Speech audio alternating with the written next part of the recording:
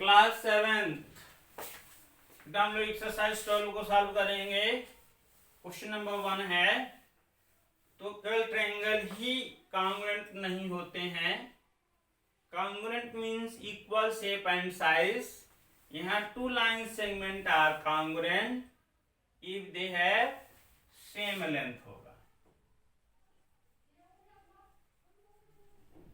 है ना। Same length के टू लाइन सेगमेंट्स को आप क्या कहोगे? कॉन्ग्रुएंट लाइन कहोगे।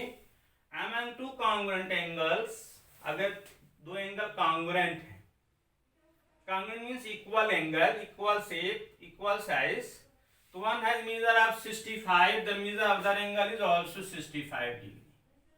और ये थर्ड है, among two congruent circles one has radius 3 centimetre, the measure of radius of other circle are also 3 centimetre. तो कॉन्ग्रुएंट सर्कल्स भी हैं बेटा, जिनके रेडियस इक्वल हैं वो कॉन्ग्रुएंट सर्कल्स हैं।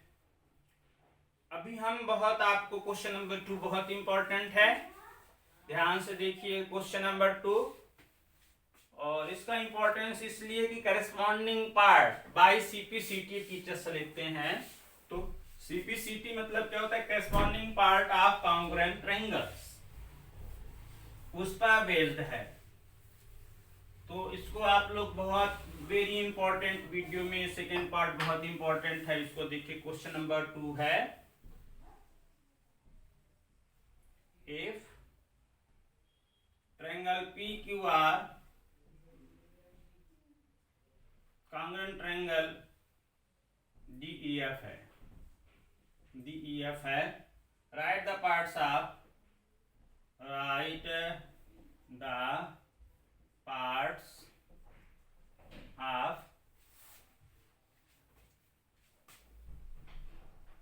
DEF, triangle DEF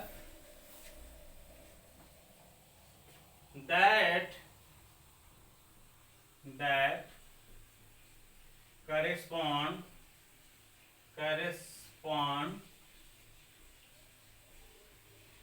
to, first है क्या है? ए है, ए पार्ट में एंगल Q है, बी पार्ट में आपका हो जाएगा QR, सी पार्ट में हो जाएगा angle R, and D part में हो जाएगा PR। ट्रायंगल PQR और ट्रायंगल DEF टू ट्रायंगल्स हैं, बना लेते हैं हम। आप इसको इस तरह से, ये PQR है और दूसरा ट्रायंगल कौन सा है? ट्रायंगल ये DEF है। कॉन्ग्रुएंट मींस ये इक्वल है, शेप इनका इक्वल है और सिमिलर एक जैसे भी हैं, ये कॉन्ग्रुएंट हैं। तो corresponding part of angle Q का करस्पॉन्डिंग पार्ट क्या हो जाएगा? एंगल E हो जाएगा, क्योंकि Q E की जगह है।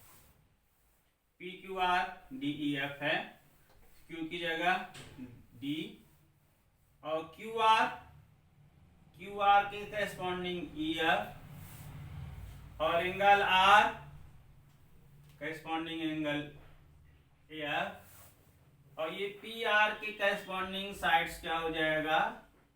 DF। तो हम इसको इस तरह से लिखेंगे, जैसे कि A का सॉल्यूशन है corresponding part of Q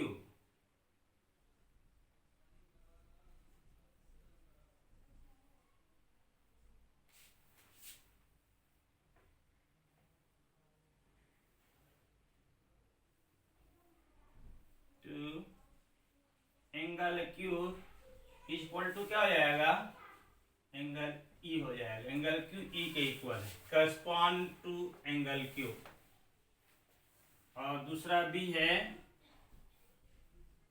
correspond to QR, side QR की करस्पॉन्डिंग कौन सा साइड है? Is equal to side QR की इक्वल ई एफ है, और ये सी है आपका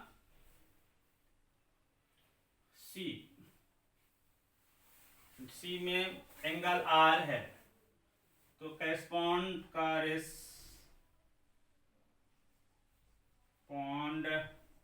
to angle R. Angle R का करेस्पॉन्डिंग पार्ट क्या हो जाएगा? Angle layer. और फिर उसके बाद है, हम रफ करते हैं फर्स्ट पार्ट को, अब ऊपर लिख देते हैं, डी पार्ट ऊपर लिखते हैं। करेस्पॉन्डिंग पार्ट ऑफ ईयक, ये D correspond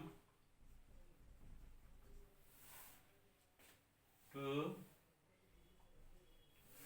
P R equal to क्या हो जाएगा यहाँ पे? Equal to side D F हो जाएगा। तो मेरा करेस्पॉन्डिंग पार्ट को पहचानने का तरीका होता है, ये तो मैंने क्वेश्चन को सॉल्व कर दिया है। करेस्पॉन्डिंग पार्ट्स को आप कैसे कहते हो? Corresponding part of congruent triangles means equal part. Corresponding part of congruent triangles means equal parts of two triangles. Corresponding, आप ध्यान रखिएगा, हम आपको नॉलेज दे रहे हैं। Corresponding part of congruent triangles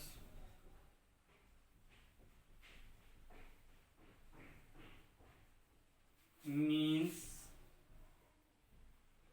equal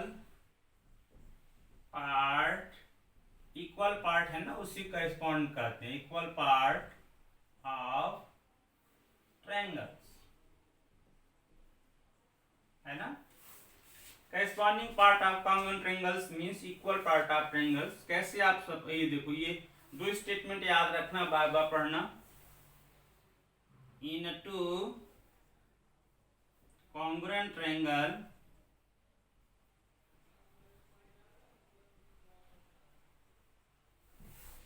angle opposite to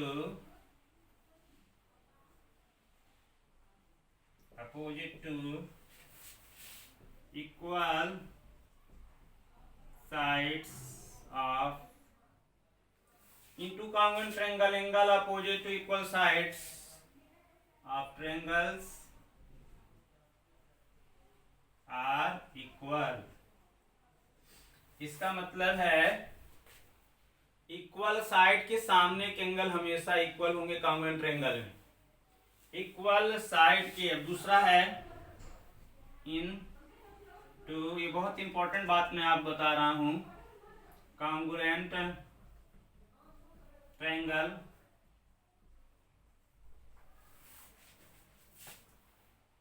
side opposite to equal angles are equal.